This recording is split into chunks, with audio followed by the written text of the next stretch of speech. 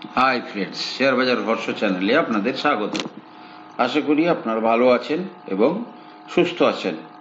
Friends, video is only for educational purpose only. Friends, আজকের video কিন্তু অত্যন্ত মনোযোগ দিয়ে শোনার মতো ভিডিও, সুতরাং দয়া করে প্রথম থেকে শেষ পর্যন্ত ভিডিওটা দেখবেন। প্রয়োজন পড়লে দ্বিতীয়বারও দেখতে পারেন। ঠিক আছে, চলুন।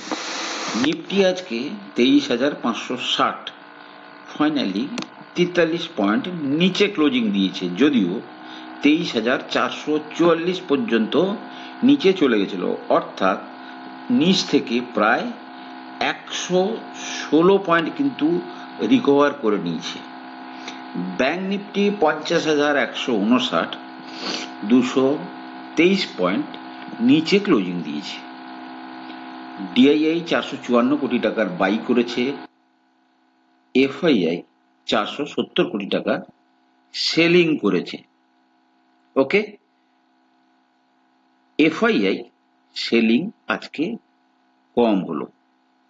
নাও ফ্রেন্ডস, কিছুদিন আগে থেকে আমি আপনাদেরকে একটা হেডলাইন দিয়ে রেখেছিলাম, either double bottom or new low. আজকে আমি যেটা বলছি সেটা হচ্ছে 90% প্রবাবিলিটি হচ্ছে নিফটি আপাতত কোনো নিউ লো করবে না। মিনস 22,000, মোস্টলি 780 বা 86 এই লেভেলের কাছে যে লোটা করেছে, আগামী 2-3 মাসে নিফটি নিউ লো করবে বলে মনে হচ্ছে না।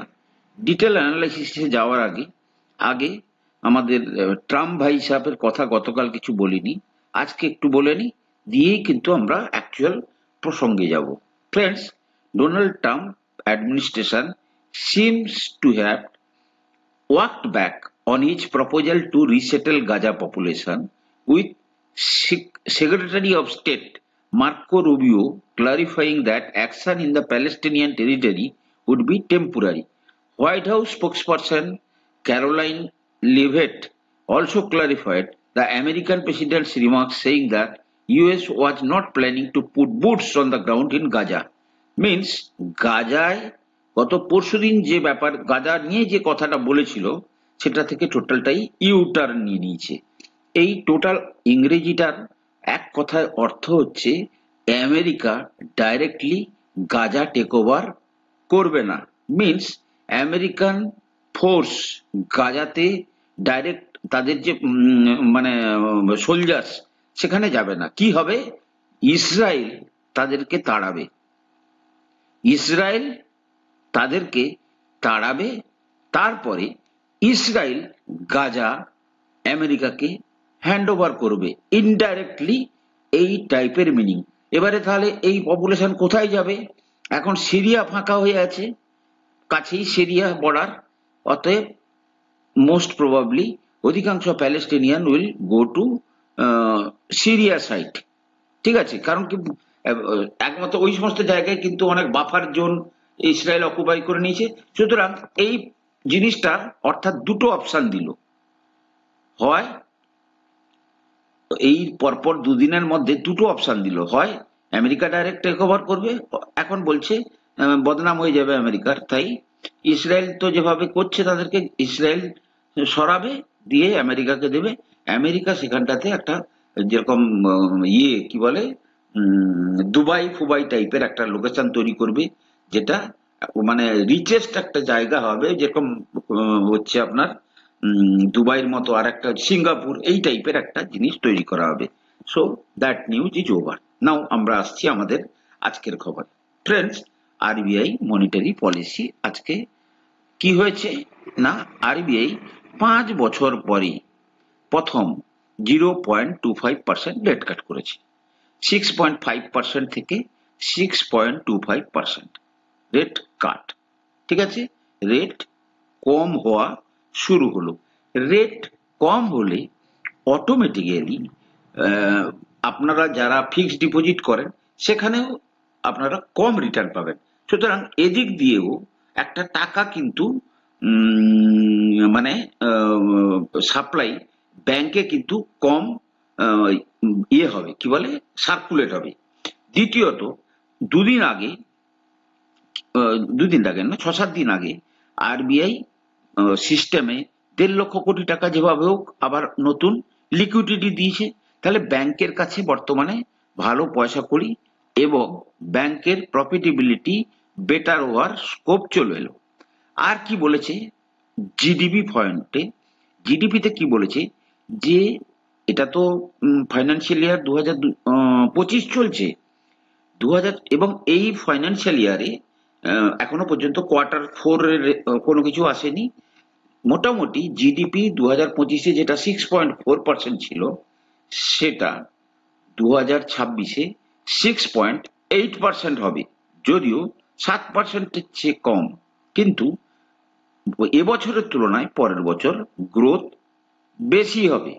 ঠিক আছে, এবারে এই গ্রোথকে বলতে গিয়ে বলেছে Q1-এ, আগে যেটা আরবিআই প্রেডিক্ট করেছিল Q1 মানে এপ্রিল, মে, জুন, এই যে কোয়ার্টার, মানে Q1 অফ ফাইন্যান্সিয়াল ইয়ার 2026-এর, এখানে আরবিআই আগে বলেছিল জিডিপি 6.9% হওয়ার সম্ভাবনা আছে, সেটাকে কমিয়ে কি করেছে 6.7%।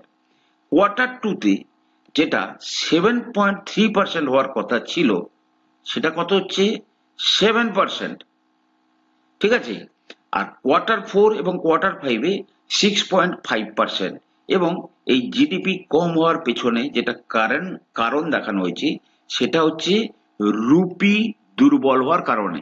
আজকে রুপি 87, 50, 87, 60-র কাছাকাছি পৌঁছে গেছে। ক্লিয়ার?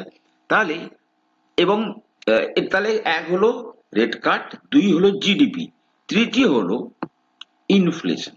ইনফ্লেশন এই ফাইন্যান্সিয়াল ইয়ারে 2025-এ কত 4.8% হওয়ার কথা প্রেডিক্ট করা হয়েছে, এবং সেই লাইনেই কিন্তু ইনফ্লেশন যাচ্ছে। কিন্তু 2026-এ ইনফ্লেশন 4.2% হবে।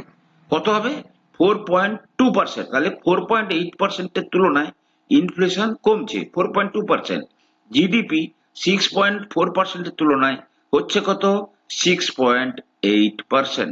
তাহলে জিডিপি বাড়ছে, ইনফ্লেশন কমছে। সুতরাং কথাগুলোর অ্যাকচুয়াল আউটকাম কি হবে সেটা আপনারা নিশ্চয়ই বুঝতে পারছেন। এইরকম একটা পরিস্থিতিতে ব্যাংক নিফটি, ব্যাংক নিফটি যেটা আজকে বেশ কিছুটা ভোলাটাইল যদিও ছিল, কিন্তু ব্যাংক নিফটি নতুন করে আবার, মানে যে রিসেন্ট লোটা হয়েছিল, রিসেন্ট লো কততে হয়েছিল, প্রায় কোথাও অব্দি চলে গেছিল 47,844। এবং আজকেও যদি আপনি দেখেন, আজকে ব্যাংক নিফটি খুব ভোলাটাইল ছিল, কারণ আজকে রিজার্ভ ব্যাংকের পলিসি। আজকে কিন্তু ব্যাংক নিফটি প্রায় কত লোকে গেছিল, লো হচ্ছে 49,871, এবং সেখান থেকে সে প্রায় 300 পয়েন্ট কিন্তু উপরে গিয়ে ক্লোজিং দিয়েছে। ঠিক আছে, এইরকম পরিস্থিতিতে ব্যাংক নিফটি এই লোকে ভাঙার সম্ভাবনা অত্যন্ত কম। ওকে, নাও F2 সেলিং, যদি ধরুন F2 সেলিং চলছে, বাজারের একটা নেগেটিভ, তাহলে এখনো পর্যন্ত যা যা জিনিস বললাম সেগুলো কিন্তু পজিটিভের দিকে ইন্ডিকেট করছে। এবারে ধরুন F2 সেলিং, F2 সেলিং, শুধু F2 সেলিং, আর এই ম্যাক্রো প্যারামিটারের যে সমস্ত পরিবর্তন হলো, মিনস বাজেট, ইউএস এর প্রেসিডেন্টের ইলেকশন, সারা বিশ্ব জুড়ে মনিটারি পলিসিতে রেট কাট, ইন্ডিয়াতেও রেট কাট হওয়া শুরু। ইন্ডিয়াতে জিডিপি প্রজেকশন পরের বছরের জন্য বাড়ানো হলো। ইন্ডিয়াতে ইনফ্লেশন পরের বছরের জন্য কি করা হলো, কমানো হলো। এই পরিস্থিতিতে শুধুমাত্র একটু সেলিং মার্কেটকে নতুন লোতে নিয়ে যাওয়ার সম্ভাবনা অত্যন্ত কম। অর্থাৎ যে 22,800 নিচে 776 পর্যন্ত নিচে গেছিল, কে? 22,787। সুতরাং এর নিচে যাওয়ার যে প্রবাবিলিটি সেটা কিন্তু অত্যন্ত কমে গেল। ক্লিয়ার? আচ্ছা, তাহলে F2 সেলিং কেবলমাত্র, তাহলে এবারে কি হতে পারে? দুটো জিনিস হতে পারে। এক হচ্ছে, আমি তো বলেছি ডাবল বটম মার্কেট, এখানে ধরুন আজকে 444 পর্যন্ত গেছিল, আমি মেনেই নিলাম আরো এখান থেকে 200-300 পয়েন্ট নিচে গেলেও যেতে পারে, সেক্ষেত্রে কি হবে? That will be counted as a double bottom. Now market এই পার্টিকুলার রেঞ্জে মিনস 23,000 থেকে 23,500 রেঞ্জে হয়তো আর কিছুটা F2 সেলিং কে অ্যাবজর্ব করার কথা ভাবতে পারে। F2 সেলিং করলো, ডিআইআই বাই করলো। তৃতীয় যেটা হতে পারে, স্লো র্যালি শুরু হতে পারে। ঠিক আছে, আবার যা বলছি সবকিছুর উল্টো করে হয়তো বড় র্যালি আসতে পারে। এর সঙ্গে যেটা অ্যাড হচ্ছে সেটা হচ্ছে ইনকাম ট্যাক্সের যে রিলিফ দেওয়া হয়েছে, তার জন্য বহু সেক্টর অ্যাটলিস্ট উৎসাহিত হয়ে আছে, বহু সেক্টর উৎসাহিত হয়ে আছে। দেখুন, মার্কেট বহু পজিটিভ নিউজকে দূরে সরিয়ে রেখে বর্তমান গ্লোবাল জিওপলিটিক্যাল সিনারিও বা খারাপ খারাপ জিনিসগুলোকে সামনে এনে সেগুলোকে ফ্যাক্টর ইন করছে, কিন্তু মার্কেটে কিন্তু বহু ভালো সংবাদ আছে যেগুলোকে মার্কেট এখনো কিন্তু ফ্যাক্টর ইন করেনি। ক্লিয়ার? মার্কেট বড় কারেকশন দিয়ে দিয়েছে 13-14%, তারপরেও সেই অর্থে এখনো শুরু হয়নি, র্যালি শুরু হয়নি। শেষ যে কারণ সেটা হচ্ছে কি, ফান্ডামেন্টাল।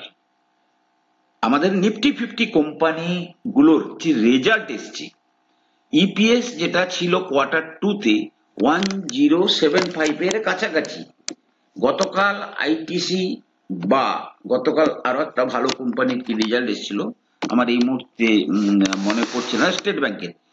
এই রেজাল্ট গুলো আসার পরে আজকের ডেটা বোধহয় এই সমস্ত ডাটাগুলো আপ টু ডেট হয়নি, ইপিএস কিন্তু কোথায় চলে গেছে না 1100-র কাছাকাছি।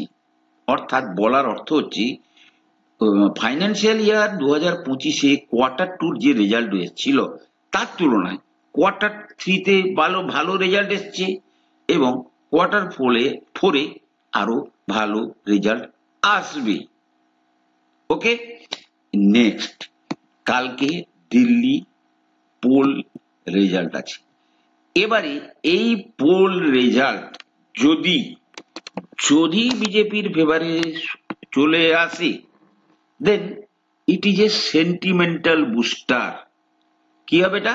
একটা সেন্টিমেন্টালি মার্কেটকে কিন্তু বুস্ট করলেও করতে পারে। তাহলে মার্কেটে যে যে নেগেটিভ গুলো আমরা দেখেছি, যে যে পজিটিভ গুলো আমরা বুঝতে পারছি, সবকিছুর মধ্যে যদি আমরা ব্যালেন্স করি তাহলে মার্কেট নতুন লোতে যাওয়ার সম্ভাবনা আপাতত কম বলে মনে হচ্ছে। ফ্রেন্ডস দেখুন, কোনো জিনিসের কোনো গ্যারেন্টি হয় না, আমরা কেবলমাত্র জাস্ট প্রবাবিলিটিটা অ্যানালাইজ। কালকে বড় কোনো দুর্ঘটনা ঘটে গেল, এমন কোনো ইনসিডেন্ট ঘটে গেল, আপনারা বুঝতেই পারছেন জিও পলিটিক্যাল কারণের জন্য কিন্তু মার্কেট প্রচন্ড পরিমাণে এফেক্টেড হয়। সুতরাং এরকম একটা পরিস্থিতিতে নতুন লোতে যাওয়ার সম্ভাবনা কম, সেক্ষেত্রে উপরের দিকে যাওয়ার সম্ভাবনাই প্রবল। এবারে আমার যেটা ব্যক্তিগত অভিমত, যে যদি এই ফেব্রুয়ারি মাসের মধ্যে ফ্রেন্ডস দেখুন, এই যে নিফটি মান্থলি ক্যান্ডেলটা শুরু হয়েছে, নিফটি মান্থলি ক্যান্ডেলের কদিন হয়েছে আজকে ধরুন 7 তারিখ হলো, ঠিক আছে। যদি আপনি দেখেন নিফটি মান্থলি ক্যান্ডেলের 7 আজকে হয়েছে, নাও তাহলে এর যে লো আমি বলছি ভাঙবে না।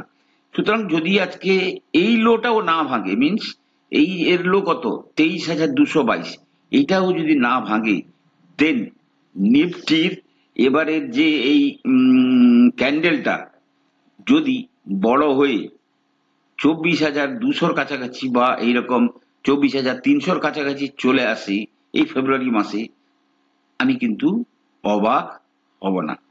এমতো অবস্থায় আমি কিন্তু যে জায়গাটাতে, দেখুন ফ্রেন্ডস, আমি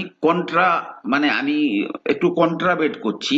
সেটা হচ্ছে, আমার যেটা ধারণা, এই র্যালিতে কিন্তু যদি র্যালি হয়, এখনো পর্যন্ত আমি বলছি পিএসইউ ব্যাংক ইন্ডেক্স, কারণ কি পিএসইউ সেক্টরের রেজাল্ট মানে মার্কেটের মধ্যে সবচেয়ে বেটার এসছে, এবং তাদের যে কি বলে এনপিএ, নন পারফর্মিং অ্যাসেট, অনেকটা কমেছে। আপনারা গতকাল একটা খবর শুনেছেন কিনা জানি না, বিজয় মালিয়া ব্যাঙ্গালোরের কোর্টে অ্যাপিল করেছে যে আমার কাছে যত পাওনা ছিল তার চেয়ে ব্যাংক বেশি কেটে নিয়েছে, প্রায় 14,000 কোটি টাকার মতো, কিন্তু আমার কাছে তাদের পাওনা কম। তাদের এই কথাটা আমি কি বলতে চাইলাম, এই সমস্ত লোকেদের কাছ থেকেই কিন্তু পিএসইউ ব্যাংকের সবচেয়ে বেশি ধার পড়ে আছে।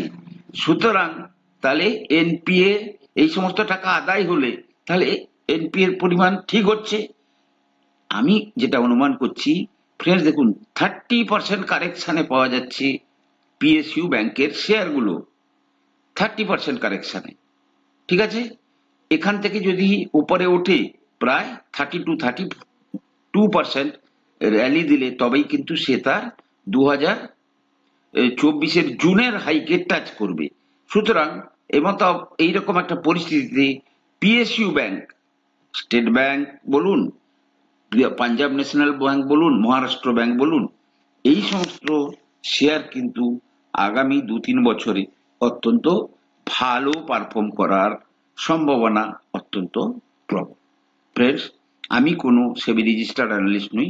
কোনো শেয়ারে কেনা বা বিক্রির আগে আপনারা আপনাদের ফাইন্যান্সিয়াল অ্যাডভাইসারের পরামর্শ নিয়েই কিন্তু শেয়ারে কেনা বা বিক্রির সিদ্ধান্ত নেবেন। ভালো থাকুন, সুস্থ থাকুন। ভিডিওটাকে ভালো লাগলে লাইক করুন, শেয়ার করুন, কমেন্ট করুন। কথা হবে পরের এপিসোডে।